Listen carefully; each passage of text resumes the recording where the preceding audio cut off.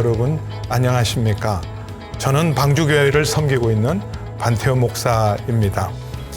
큐티를 보다는 여러분이 하나님의 말씀과 또 하나님과 동행하도록 돕는 좋은 여러분의 동력자요 친구입니다. 6월에도 큐티를 보다를 통해 하나님과 동행하시고 말씀과 동행하시고 은혜가 큐티를 보다를 통해 큐티할 때마다 여러분의 심령에 임하기를 축복합니다. 성도 여러분 반갑습니다. 주만나 디렉터로 섬기고 있는 최범재 목사입니다. 벌써 2023년의 6월이 되었습니다. 지금 전 세계에 이상기후 현상이 나타나고 있어요. 한국 날씨도 심상치가 않죠. 벌써 많이 무덥습니다. 더위 때문에 어려움 당하지 않도록 건강에 유의하시고요. 무엇보다 하나님께서 주시는 힘으로 넉넉하게 모든 일들을 감당하실 수 있기를 주님의 이름으로 축복합니다. 6월 본문 세미나에서는 사무엘하 1장에서 13장까지의 내용을 다루는데요. 먼저 6월을 여는 글을 살펴보겠습니다. 프랑스 종교개혁자 장 칼뱅의 글입니다. 우리는 하나님을 경외하는 것과 동일하게 성경도 경외한다. 네. 이것은요, 성경 말씀에 대한 우리의 태도를 말하는 겁니다. 하나님의 말씀을 읽고 묵상하실 때 단순히 말씀을 읽는 것이 아니라 하나님을 경외하는 마음으로 읽으시기 바랍니다.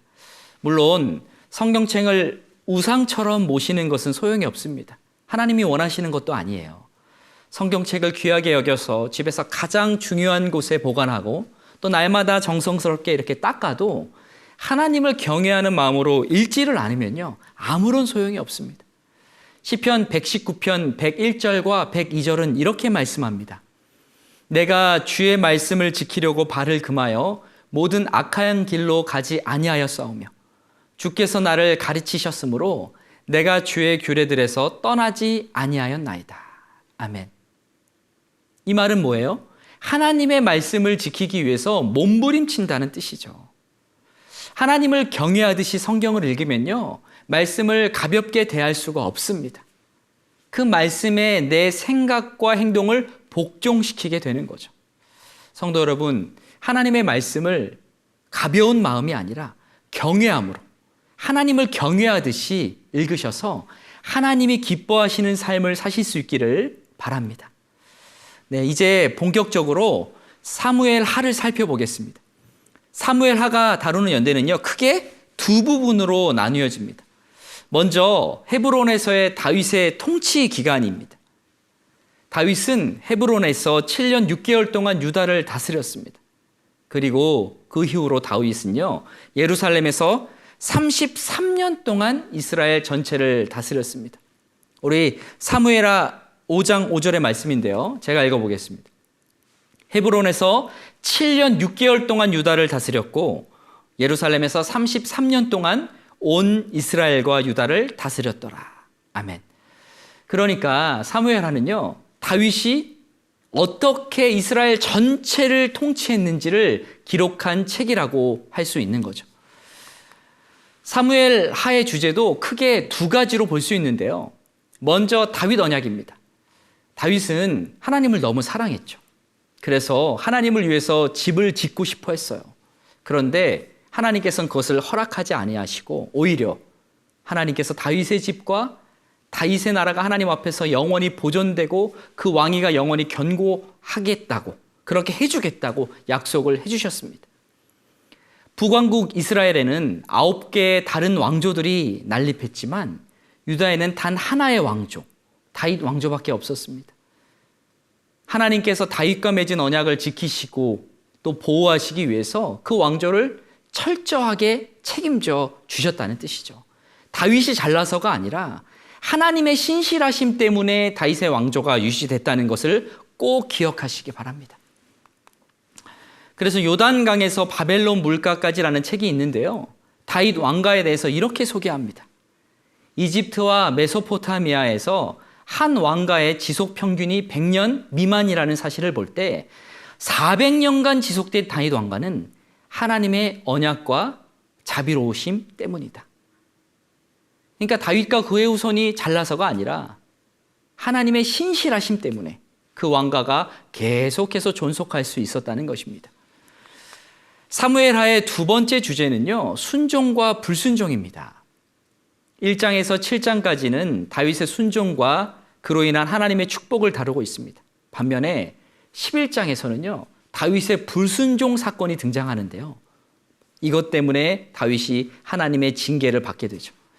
그러니까 사무엘하의 핵심 진리는 하나님께 순종하면 복을 받고 불순종하면 재난과 심판이 따른다는 신명기의 주제와 같다고 할 수 있습니다. 우리는 모든 성경에서 예수 그리스도를 볼 수 있어야 하는데요. 사무엘하에서도 예수 그리스도의 흔적을 찾을 수 있습니다. 먼저 다윗을 통해서 예수님을 찾을 수 있는데요. 다윗 언약에 약속된 영원한 왕국, 왕위, 그리고 후손이라는 이 세 가지 약속이 예수 그리스도에게도 똑같이 주어집니다. 누가복음 1장 32절과 33절의 말씀입니다. 그가 큰 자가 되고 지극히 높으신 이의 아들이라 일컬어질 것이요 주 하나님께서 그 조상 다윗의 왕위를 그에게 주시리니 영원히 야곱의 집을 왕으로 다스리실 것이며 그 나라가 무궁하리라. 아멘. 여기서 그가 누구일까요? 바로 예수님입니다. 그러니까 누가복음 말씀은요, 예수님이 하나님의 아들일 뿐만 아니라 다윗의 후손이라는 것을 명확하게 표현하고 있어요.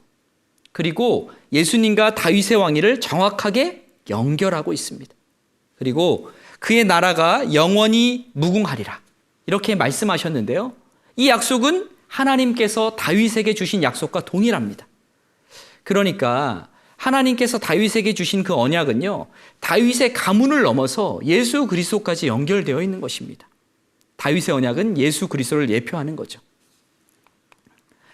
다윗 언약은 이스라엘이 메시아 대망을 갖게 되는 근거가 됩니다. 요단강에서 바벨론 물가까지에 기록된 그 내용을 읽어드리겠습니다. 다윗 왕조는 오래전에 사라졌지만 다윗의 고향이요, 다윗이 기름 부음 받은 장소인 베들레헴에서 나타난 나사렛 예수는 다윗에게 주신 약속을 성취한 인물이다. 네, 그렇죠. 예수님이 태어나신 곳이 어디예요? 베들레헴이죠. 근데 그 장소가 다윗이 기름 부음 받은 장소이기도 합니다. 그러니까 다윗의 전체 생애가 바로 예수 그리스도를 예표하고 있는 것이죠. 사무엘하의 핵심 구절도 두 가지로 볼 수 있는데요. 먼저 사무엘하 5장 12절입니다. 다윗이 여호와께서 자기를 세우사 이스라엘 왕으로 삼으신 것과 그의 백성 이스라엘을 위하여 그 나라를 높이신 것을 알았더라. 그리고 사무엘하 7장 16절도 사무엘하의 주제라고 할 수 있습니다. 내 집과 내 나라가 내 앞에서 영원히 보존되고 내 왕위가 영원히 견고하리라. 아멘. 이 두 구절이요, 사무엘하 전체를 나타내는 핵심 주제라는 거예요. 이제 기록 목적을 살펴보겠습니다. 사무엘하는 영원히 지속될 다윗 왕조의 시작에 대해 알려주기 위해 기록되었습니다. 사무엘상은 다윗 왕국이 어떻게 건립되었는지를 말해준다면, 사무엘하는요, 그 왕국이 어떻게 견고해졌는지를 말해준다고 할 수 있습니다. 이제 본격적으로 본문 속으로 들어가겠습니다. 사무엘하 1장에서 5장까지는요, 다윗의 정치적인 승리를 다루고 있어요. 사무엘하는 사울이 죽은 후에라는 단어로 시작하면서 사울의 시대가 끝이 났음을 알립니다. 사울의 죽음 소식을 어떤 아멜렉 청년이 다윗에게 와서 알렸는데요. 그 청년은 자신이 사울을 죽이지 않았음에도 다윗에게 인정받고 포상을 받기 위해서 사울을 죽였다고 거짓말까지 했습니다. 그런데 다윗은 그 소식을 기뻐하지 않았죠. 오히려 슬퍼하면서 사울을 죽였다고 자청한 그 청년을 처형시킵니다. 다윗은요, 사울과 요나단의 죽음을 매우 슬퍼했어요. 왜죠? 사울이 하나님께 기름 부음 받은 왕이었기 때문입니다. 다윗은요, 개인적인 감정으로 그 죽음을 바라본 게 아니었어요. 하나님의 마음으로 사울 왕가의 몰락을 바라보았기 때문에 그토록 자신을 죽이려 했던 원수가 죽었음에도 불구하고 그것을 기뻐한 것이 아니라 슬퍼했던 것입니다. 성도 여러분, 하나님 앞에 인정받으려면요, 내 개인의 감정으로 사는 것이 아니라 하나님의 마음이 어떠한지, 그 마음과 나의 마음이 일치해야 합니다. 그럴 때 하나님께서 우리를 기뻐하시고 우리를 높이 쓰실 줄 믿습니다. 다윗은 사울과 요나단을 위해서 진심의 애가를 지어 불렀습니다. 다윗은요, 왕이 되었지만 처음에는요, 이스라엘을 온전히 다스리지 못했어요. 아직 사울의 후손들이 남아 있었고 그들이 유다를 제외한 전 지역을 다스렸기 때문입니다. 다윗은 하나님이 자신을 12지파의 왕으로 기름 부으셨다는 것을 알고 있었지만 헤브론에서 단 한 지파의 왕으로 무려 7년 반이나 지냈습니다. 참고 기다렸습니다. 하나님께서 자신을 예루살렘으로 옮겨갈 그 시간을 기다렸고요. 자신의 성품으로 이스라엘의 마음을 얻어낸 거죠. 우리는 하나님의 때를 기다린 다윗을 통해서 인내하는 삶을 배울 수가 있어요. 하나님의 때와 나의 때가 다를 수 있습니다. 그러나 그럼에도 불구하고 우리는 나보다 하나님이 정확하시고 완벽하시다는 것을 인정하고 믿음으로 그 때를 기다리며 인내해야 합니다. 그러면 반드시 좋은 열매가 있습니다. 성도 여러분, 내 때만 고집하는 것이 아니라 반드시 하나님께서 좋은 것을 주실 거야라는 그 믿음을 가지고 인내의 놀라운 열매를 거두시길 주님의 이름으로 축복합니다. 다윗이 유다를 다스렸을 때 이스라엘에는 사울의 아들 이스보셋이 왕이 되어 다스렸습니다. 그런데 이스보셋은요, 온전한 왕이 아니었어요. 불쌍한 왕이었습니다. 사울의 군대 장관 아브넬이 뒤에서 조종하는 꼭두각시였습니다. 다윗의 진영과요, 이스보셋의 진영은요, 계속해서 전투를 벌였어요. 대규모까지는 아니더라도 소규모로 계속 싸웠습니다. 당연히 결과는 어땠을까요? 다윗의 군대가 이스보셋의 군대를 이겼고 다윗은요, 점점 더 이스보셋보다 강성해집니다. 그리고 아브넬이 그 사울의 집에서 점점 권세를 잡습니다. 이러한 가운데 이스보셋이요, 사울의 첩과 통간한 아브넬을 꾸짖는 사건이 발생합니다. 그러자 아브넬이 잘못했다고 꼬리를 내린 것이 아니라 오히려 화가 나서 이스보셋에게 나가서 따졌어요. 그리고 그를 배신하고 다윗의 편에 섭니다.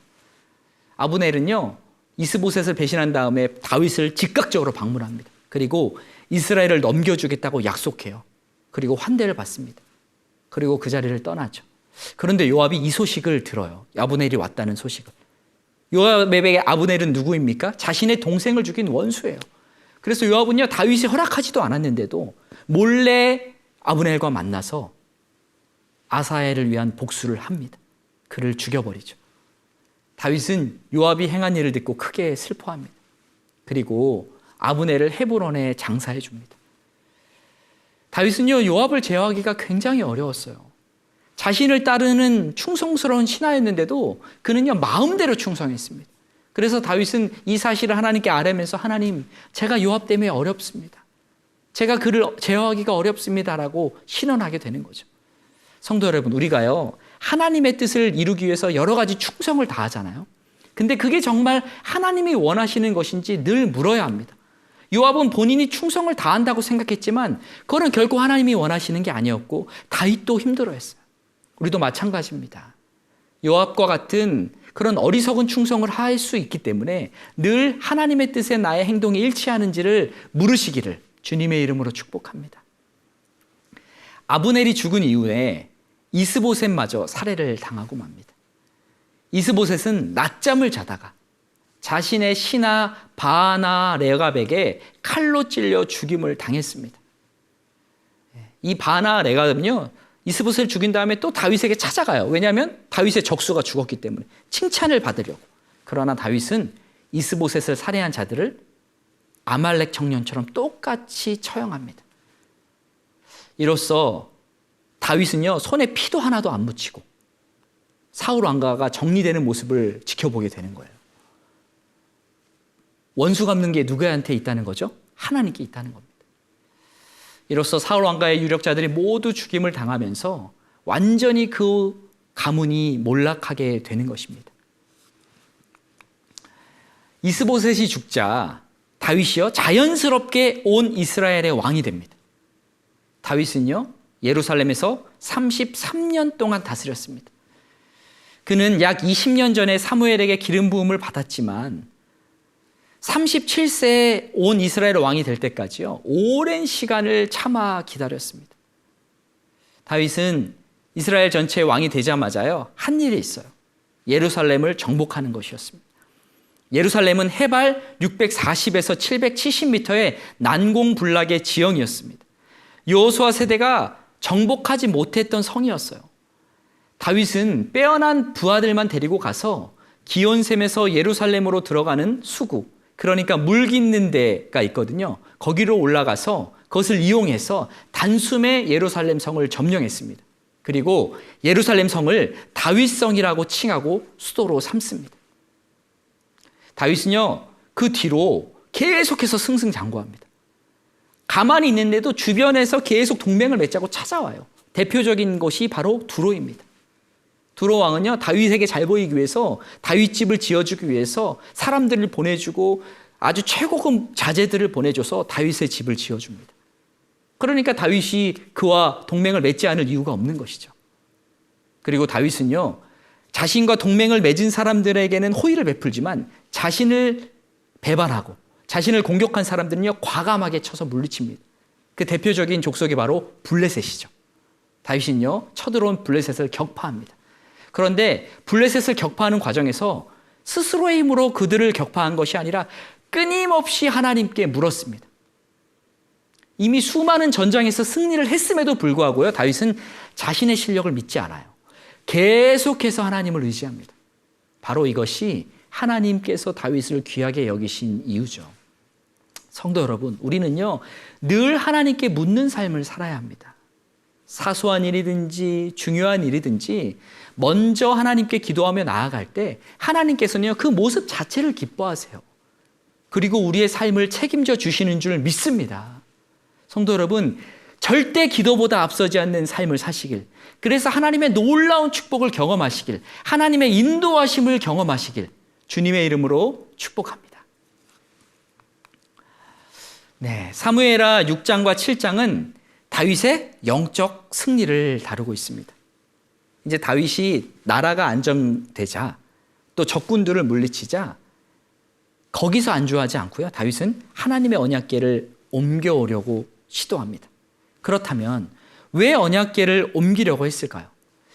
그 이유를 알려면 사무엘 선지자 이전의 시대인 엘리 제사장 시대로 거슬러 올라가야 합니다. 엘리 제사장의 두 아들 홈니와 비느하스가 블레셋과의 전투에 법궤를 가지고 나갔다가 처참하게 패하고 법궤마저 빼앗기죠. 블레셋 사람들의 지방에 무려 법궤가 7개월간 보관됩니다. 그러다가 기럇 여아림 아비나답의 집으로 옮겨져서요, 20년간 또 그곳에 보관되었습니다.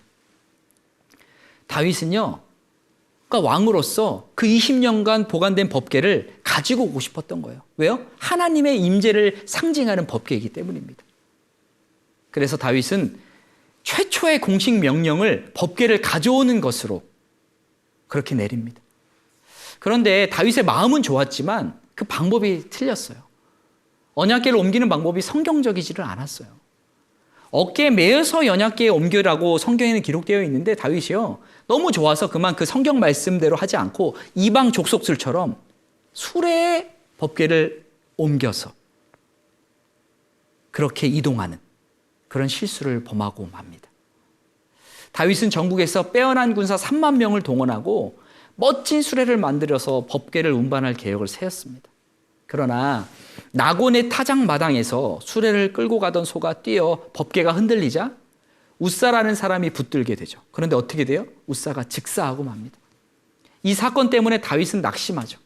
그러나 다윗의 위대한 점은 뭐냐면요, 죄도 짓고 낙심도 하지만 그는 끊임없이 하나님께 나아간 사람이라는 거예요. 포기하지를 않아요. 다시 언약궤를 옮기려고 합니다. 그리고 두 번째 시도에서는요, 성공했습니다. 하나님의 말씀대로 법궤를 어깨에 메어서 옮겼기 때문이죠.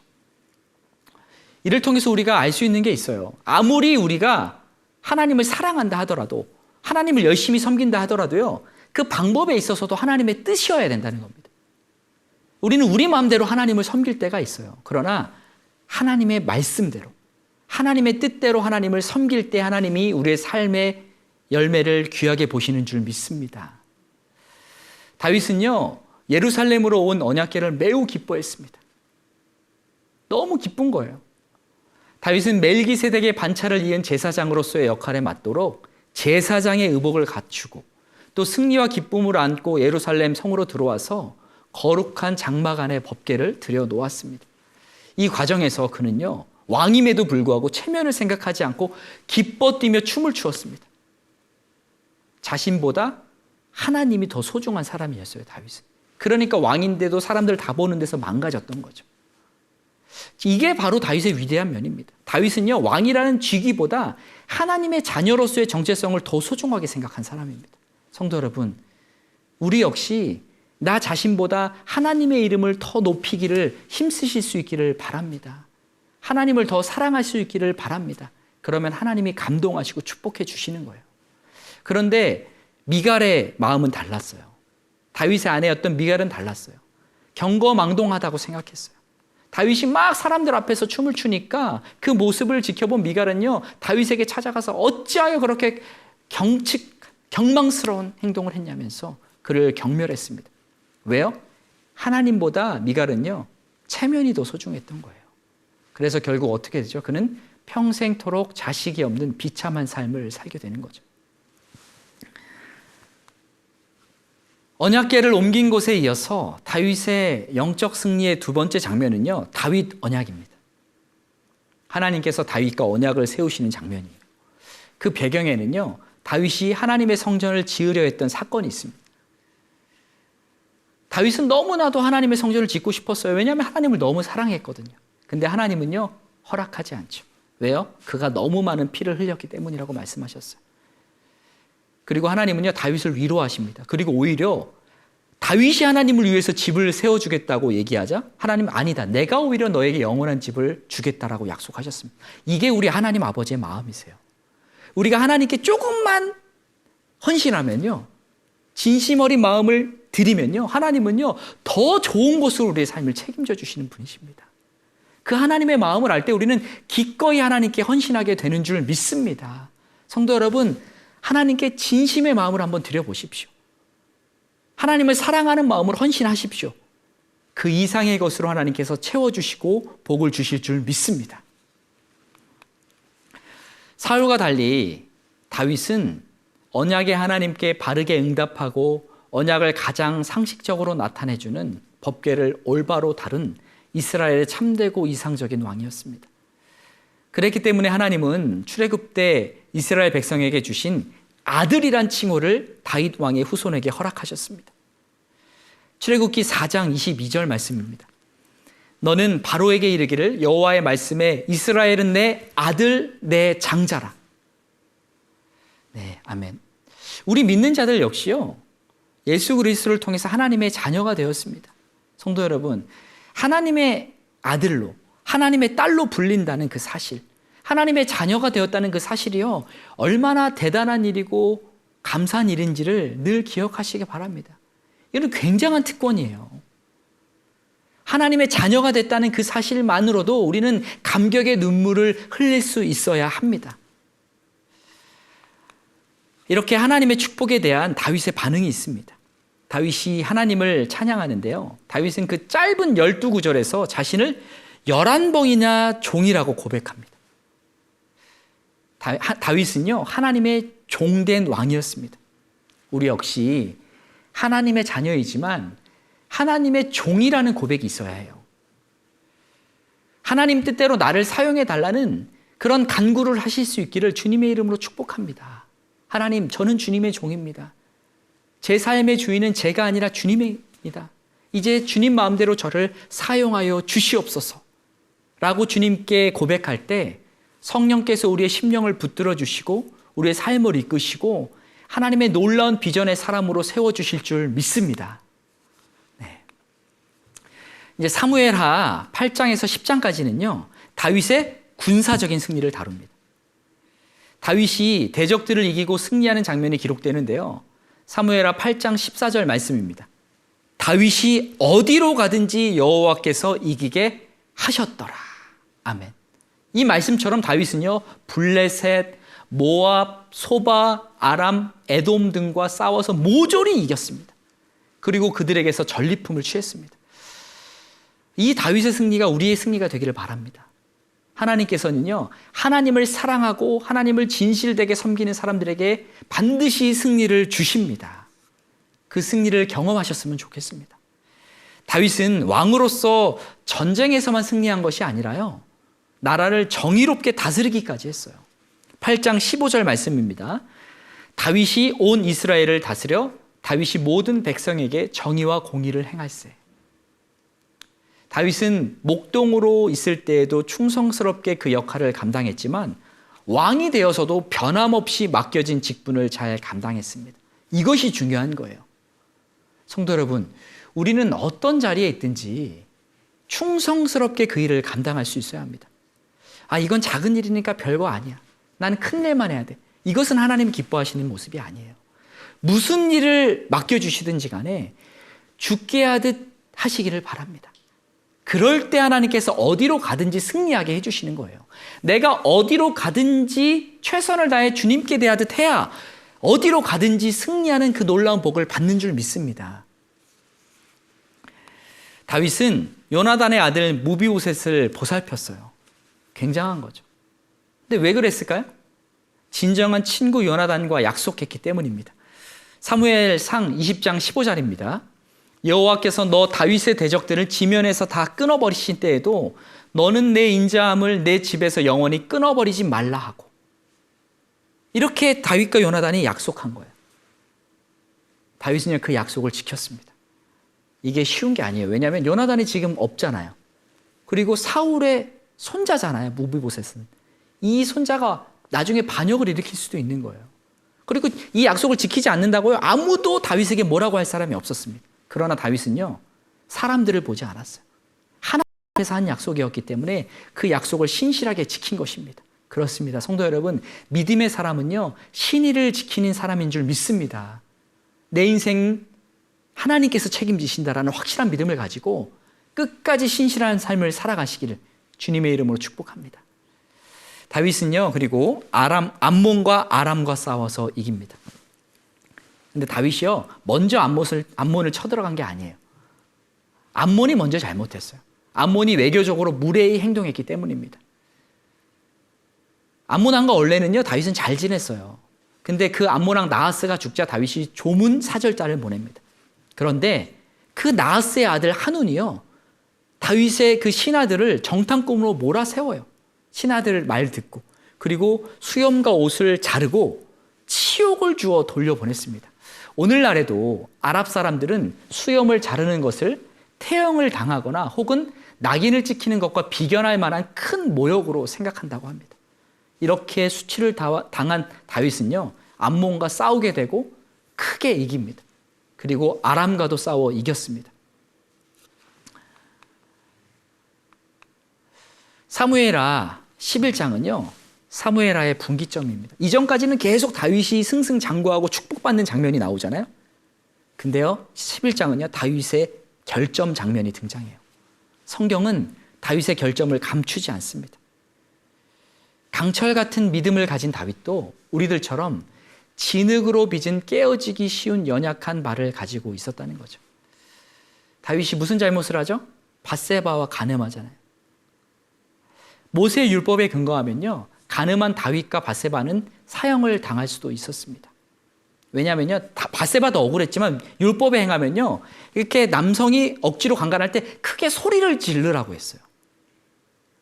근데 밧세바는 왕의 위력으로 인한 것인지 어떤 것인지 몰라도 소리를 지르지 않거든요. 그렇기 때문에 두 사람 다 돌로 쳐서 죽임을 당할 수도 있는 사건이었습니다. 그러나 하나님께서는 거기까지는 벌을 내리시지는 않죠. 위대한 사람은요, 죄도 더 크게 질 수 있습니다. 왜냐하면 그만큼 힘을 가지고 있기 때문에. 그렇기 때문에 조심해야 되는 거죠. 성도 여러분, 일이 잘 되어 갈 때가 중요해요. 그때 긴장이 풀립니다. 욕망에 탐닉되기 쉽습니다. 다윗이 저지른 밧세바와의 제약은요, 그의 윤리적인 미덕이 갑자기 무너져 내린 그런 돌발적인 사건이 아니었어요. 돌발적인 사건이 아니에요. 오히려 이 죄악은요, 욕망과 나태의 기쁨을 쫓아 행한 느슨한 삶의 당연한 결과였습니다. 조금씩 다윗은 나태해졌고 그 결과가 밧세바 사건으로 이어진 것이죠. 그래서 큰 유혹이 다가왔을 때요, 다윗은요, 저항할 힘이 없었던 것입니다. 그리하여 여러 세대에 걸쳐서 다윗과의 집안에는요, 음모, 부도덕, 시기, 그리고 살인 등이 끊이지 않았습니다. 붕괴의 소리가 요란하게 들렸습니다. 성도 여러분, 큰 죄는요, 갑자기 오는 게 아니에요. 사소한 죄가 하나하나씩 먼저 옵니다. 근데 우리가 또 긴장이 풀리고 잘 되게 되면 그거에 대해서 하나씩 타협을 하는 거거든요. 그러다가 이제 사탄이 큰 죄를 딱 던져줄 때 우리가 덥석 그 지뢰를 밟고 마는 것입니다. 그래서 늘 깨어 있으라고 성경이 말하는 것입니다.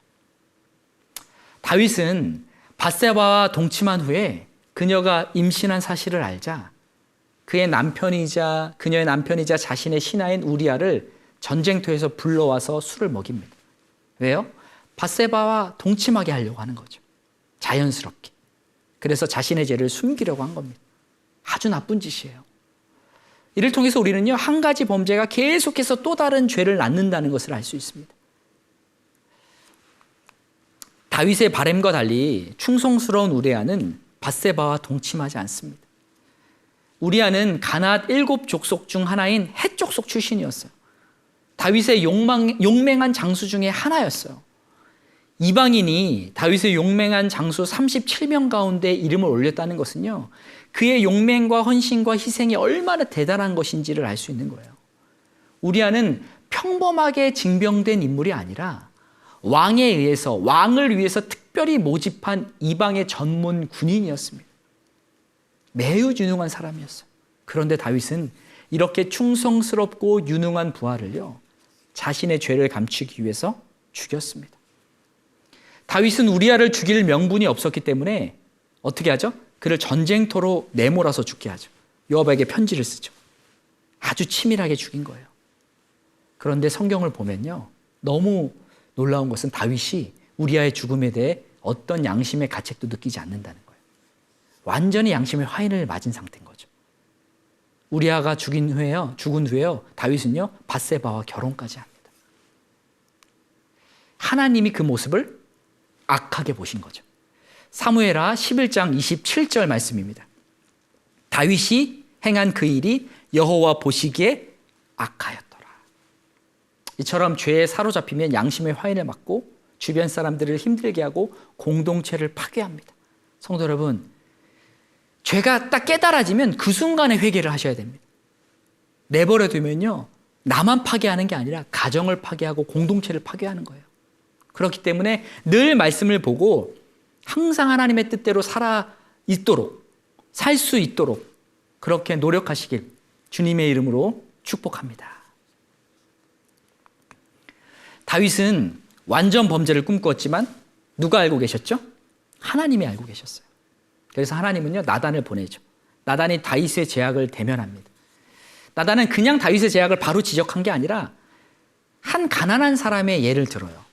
한 가난한 사람이 딸처럼 애지중지 길러온 암양 새끼가 있는데 그것을 어떤 부자가 빼앗아 갔다는 거예요. 그러자 다윗은요, 여호와의 살아계심을 두고 맹세하노니 이 일을 행한 그 사람은 마땅히 죽을 자라 하면서 분노합니다. 그러자 나단은요, 그 부자가 바로 다윗 당신입니다 라고 말하면서 다윗의 죄를 책망하죠. 그리고 다윗의 가문에 칼이 떠나지 않을 것을 예언합니다. 하나님은 나단을 통해서요, 다윗에 대한 징계 3가지를 말씀하셨습니다. 첫째, 다윗의 집에서 칼이 영원토록 떠나지 않을 것이다. 둘째, 다윗의 아내를 다른 사람에게 주게 될 것이다. 셋째, 다윗과 밧세바 사이에 태어난 지금 태어난 아들이 죽을 것이다. 이렇게 말씀하셨죠. 그리고 이 모든 징계는요, 하나도 빠짐없이 이루어졌습니다.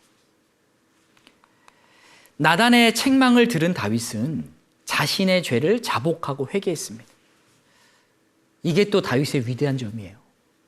다윗은 자신의 잘못을 지적한 나단 선지자를요, 죽이지 않았어요.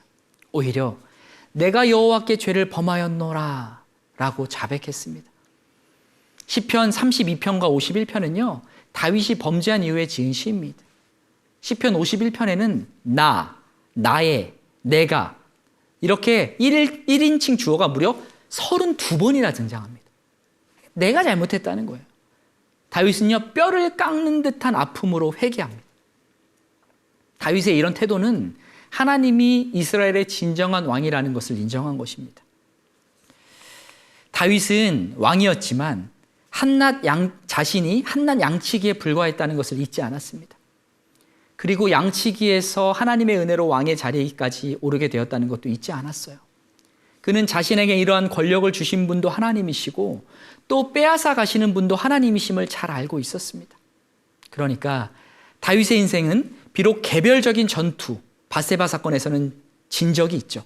그러나 큰 그림, 인생이라는 전쟁에서는 승리한 겁니다. 성도 여러분, 우리가요, 사소한 전투에서는 질 수 있어요.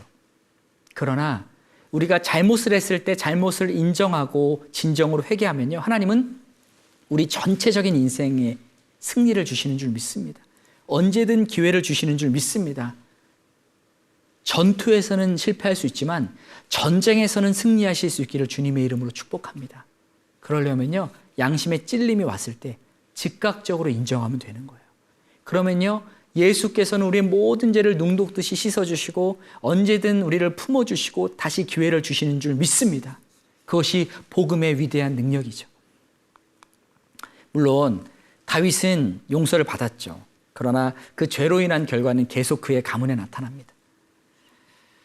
먼저 다윗 가문에 근친 상간이 일어났습니다. 다윗의 아들 암논이 베다른 누이 다말을 강간하는 사건이 발생하는 거죠. 이때 다윗은요, 암논을 책망하지를 못해요.